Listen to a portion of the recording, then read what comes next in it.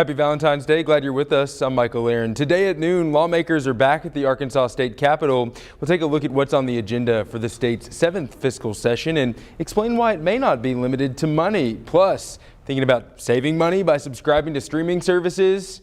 You may want to think again. And Simmons Bank Arena giving everyone 3 big Valentine's Day gifts this morning. The huge acts taking the stage later this year. But before we get to those stories, we want to talk to someone else giving us a Valentine's Day gift. That's meteorologist Nathan Scott, because, man, this is some picture-perfect weather. A lot better than today 1 year ago.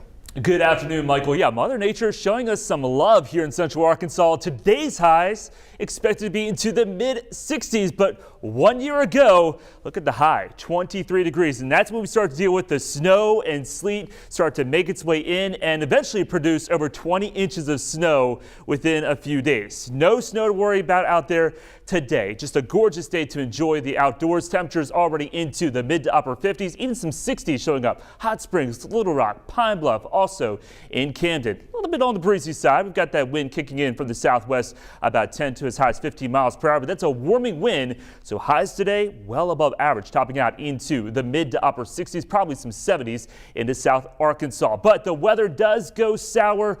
Our love-hate relationship here in Central Arkansas, it's just beginning, because going to the middle part of the work week, the chance of showers and storms will be going up, and I'll let you know if there's any chance of severe weather coming up later. The 7th Arkansas fiscal session gets underway at the state capitol this afternoon. Governor Asa Hutchinson is set to give his final State of the State address coming up at 12:30. You can watch that live on thv11.com. He'll likely talk about his proposed $6 billion budget, which lawmakers will vote on during the session. They'll also look at the governor's plan to add about 500 beds to a state prison in an effort to avoid overcrowding. The funding for that would come from the surplus. While the fiscal session is intended to focus on the budget, there is a chance we could see some non-budget items come up at the state capitol in coming days. Among those, another attempt at enacting an abortion ban modeled after legislation passed in Texas. New at noon, the trial for Michael Davis has been moved to a larger location. Davis is the former Lonoke County deputy accused of shooting and killing unarmed teenager Hunter Britton last summer. According to Davis's attorney, the trial has been moved to the Cabot Readiness Center for 2 reasons. A, it's bigger, and B, the jury will not be able to hear chants from protesters outside. The pretrial is set for March 14th, with the trial scheduled from March 15th to the 18th. We want to turn now to another violent weekend in Little Rock. Police are investigating 2 separate homicides, and special agents from the Bureau of Alcohol, Tobacco, and Firearms are assisting. The first homicide happened Friday night on Mablevale Pike, about a mile east of Interstate 30. Investigators tell us 21-year-old Jose Bustos was shot and killed there. Another person was hurt in that shooting and is in the hospital this afternoon. Police are now searching for this man, Gerardo Castanon. He's wanted for first-degree murder and attempted first-degree murder in Friday's shooting. If you see him, call police. The second homicide happened Saturday morning, this one downtown near the intersection of East 7th and Scott Street. Police tell us 37-year-old Ricky Braggs was killed there. 2 others were hurt, but they are expected to survive. Investigators have not released any information on a suspect in this case.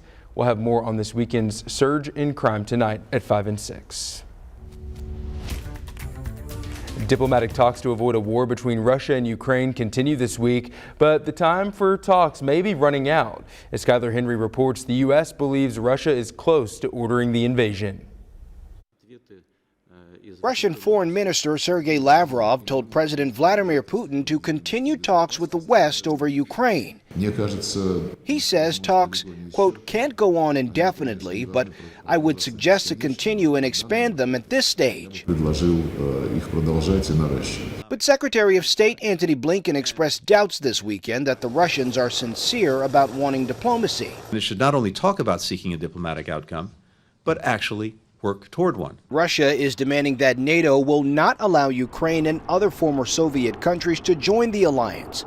But Ukraine's foreign ministry rejected that notion, saying the country's right to join NATO is written into Ukraine's constitution. Ukraine's President Volodymyr Zelensky held talks with German Chancellor Olaf Scholz Monday before Scholz heads to Moscow tomorrow. President Biden spoke with both Presidents Putin and Zelensky this weekend, and with no solution in sight, the U.S. is preparing to pull all of its personnel from the embassy in Kyiv within the next 24 to 48 hours. CBS News has learned some Russian troops have moved out of assembly areas near the Ukrainian border, but are not yet in position to launch an attack. They could launch a military action essentially at any time. They could do so this coming week. The U.S. says it has some intelligence that Putin has put his military commanders on alert to be ready to go on Wednesday. Skyler Henry, CBS News, the White House. National Security Advisor Jake Sullivan is headed to Capitol Hill today to brief congressional leaders on the latest intelligence surrounding Ukraine.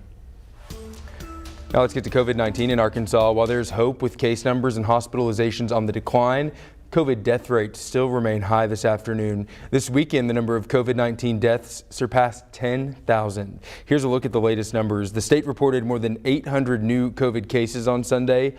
Good news here, hospitalizations dropped by 40, but there are still more than 160 patients on ventilators. Still looking for COVID tests? Philander Smith College is distributing free kits to the community today. Students are passing out the tests to people in the area, even drivers, until 3 o'clock. They're stationed in front of the college's entrance at the corner of Daisy Bates and Chester Streets.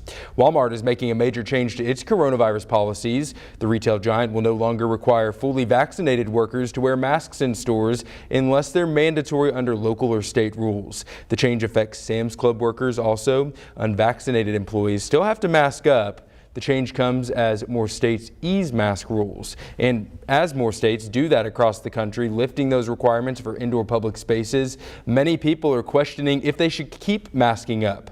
Dr. Chris Beyer with Johns Hopkins Bloomberg School of Public Health says people should pay attention to 3 things when deciding whether to mask up. The first and most important, density and crowding, because that makes transmission easier.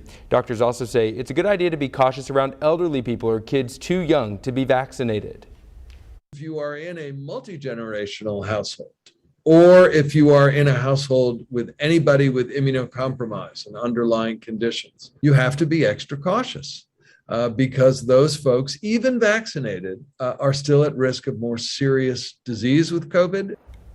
Something else to keep in mind if you have COVID-19 or know you have been exposed, the CDC still recommends you wear a well-fitted mask for 10 full days, not only around others in public, but also in your home.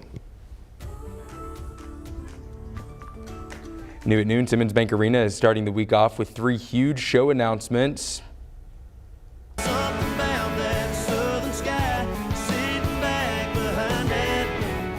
First up, country music star Jason Aldean is bringing his Rock and Roll Cowboy Tour to the North Little Rock Arena.